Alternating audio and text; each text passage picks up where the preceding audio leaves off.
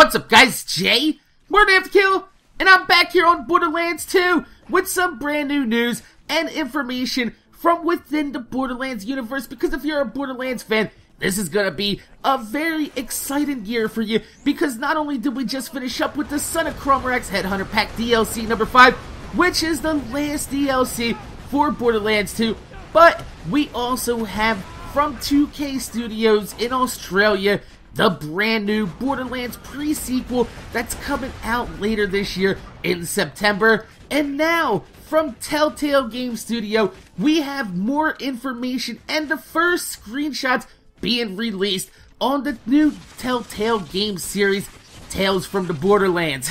Say what? That's right. Telltale Games is a studio that's known for taking stories and turning them into interactive storybooks that you could play along and take your character and make decisions and shape the way the story works for you.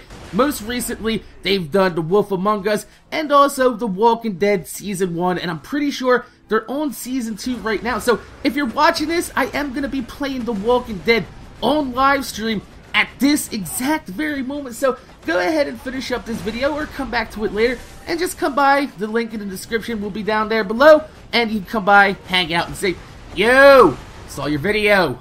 It's good, Mac.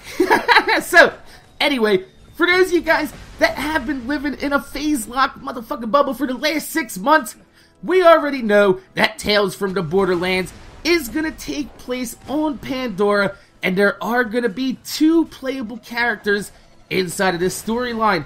They are Reese and Fiona. Now, Fiona was actually already in the game as a Wattle Gobbler tribute of Sanctuary, and she's described as a con woman whose quote-unquote action skill inside the game is the ability to fast talk and con you out of information or money.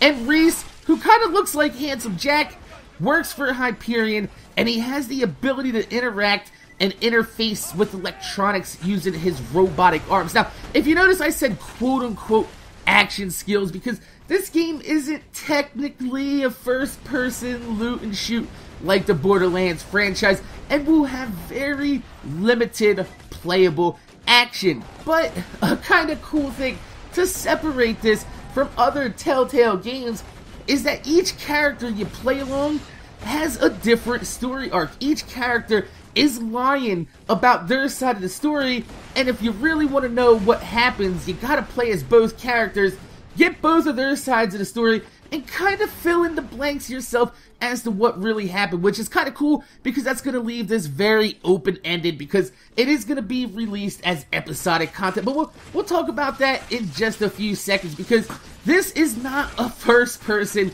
loot and shoot game. I want to make that clear. This is not a game that you're going to load up, you're going to go ahead and redo skill trees, pick up loot, and go farm raid bosses. This is an interactive story book. But since it's not a first-person loot and shoot, a lot of people are wondering exactly how Borderlands fans are going to get their loot fix from this game. And it's been confirmed in a link in the description by the PlayStation blog that this game will actually have loot that's collectible and will be able to be transferred over to other areas of the Borderlands franchise. Now, whether this means Borderlands 2 or the Borderlands pre-sequel or both, that remains to be seen, but it is possible that we might see new legendary weapons or unique weapons that we haven't seen before. So, remember back in December when there was a big stink over the Big Thumper, and whether or not that was actually a real legendary, and everybody was searching for it forever because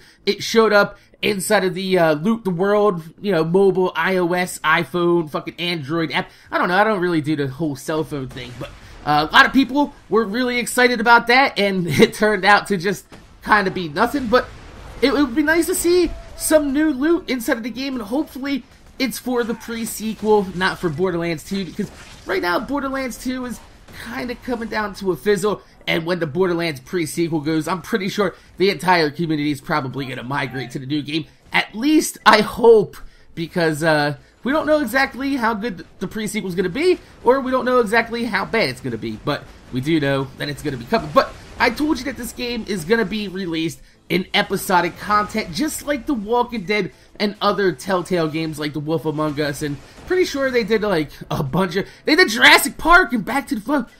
Oh my god, I forgot they did, we're gonna have to do some Jurassic Park, motherfucker. But anyway, $5 per episode, that's how much these episodes are gonna cost. You're probably gonna get like, I think like an hour or 2 hours of gameplay out of each episode. So for $5, you're gonna be able to get that, or you can buy the season pass and save yourself a few bucks. I do know that there are a lot of Borderlands fans out there right now that are a little bit leery about buying a season pass for a Borderlands game, because we bought a season pass for the Borderlands game, and they're like, yep, we ended the series. Well, the series we ended the series after 4 DLCs. It came out with like 8 more that weren't included with the season pass, which a lot of people were kind of pissed about. But anyway, supposedly this game takes place after Borderlands 2, which raises some questions about whether or not Handsome Jack is still alive,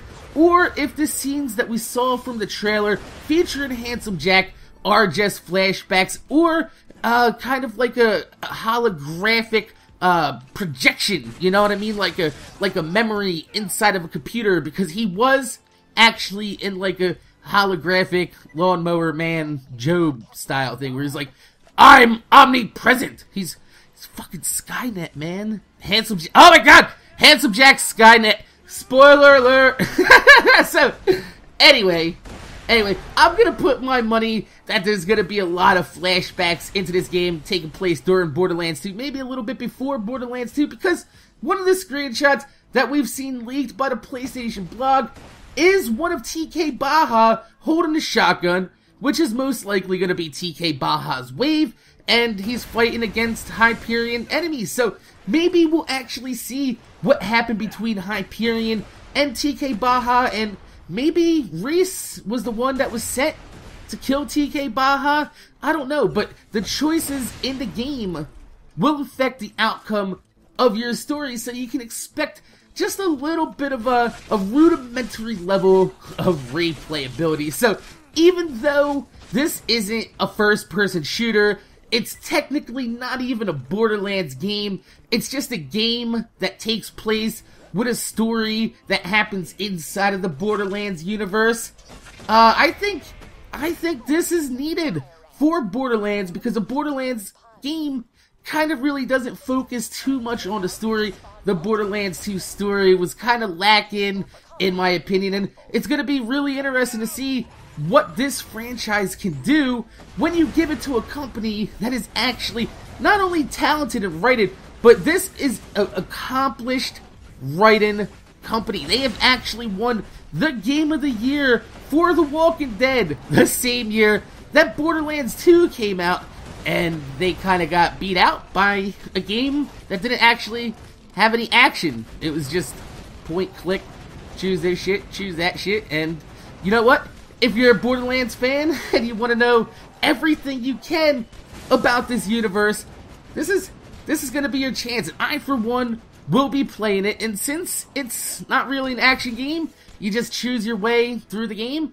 If you want and you don't want to pay the money, you don't want to spend the money, I will be playing every single episode on my channel. So if you don't want to go out and waste $5 to play, you know, an hour or 2 of a Borderlands story, come on by and be like, yo, Mac! You playing that shit? Yeah, I'm playing that shit. You want to come on by? Have a seat, grab some popcorn, grab a beer, sit back, watch a little bit of that Borderlands. But, you know what? If you need some loot and shoot, you need some action, we're gonna have the pre-sequel in September anyway. So, you know what? I'm gonna take the Telltale game that's gonna be coming out, and I'm welcoming the chance to play some Borderlands, but sit back, hang out, and have a little bit of a more chill experience inside of the Borderlands franchise, and check out exactly what's going on after Borderlands 2, because there's a lot of motherfucking speculation. So, my name is Jay, MorninAfterKill. Make sure you guys rate, comment, subscribe. I want to thank you guys for watching. If you could leave a thumbs up on the video, I'd highly appreciate it, because it gives me motivation to make more videos for you motherfuckers that watch my motherfucking videos. This is just a video informing you about the new information that was released on the Telltale Games Tales from the Borderlands, and also the first bit of screenshots that we have seen from the game, and honestly, it looks pretty fucking beautiful. So, like I said, I want to thank you guys for watching. I will be live streaming right now as this video's ending. Click the link in the description. 3 p.m. to 6 p.m. Eastern Time today. Every Tuesday and Thursday, I will be on Twitch. So, if you stop by, I'll see you guys there. My name's Jay, MorninAfterKill. Thanks for watching. I'm gonna see you guys later.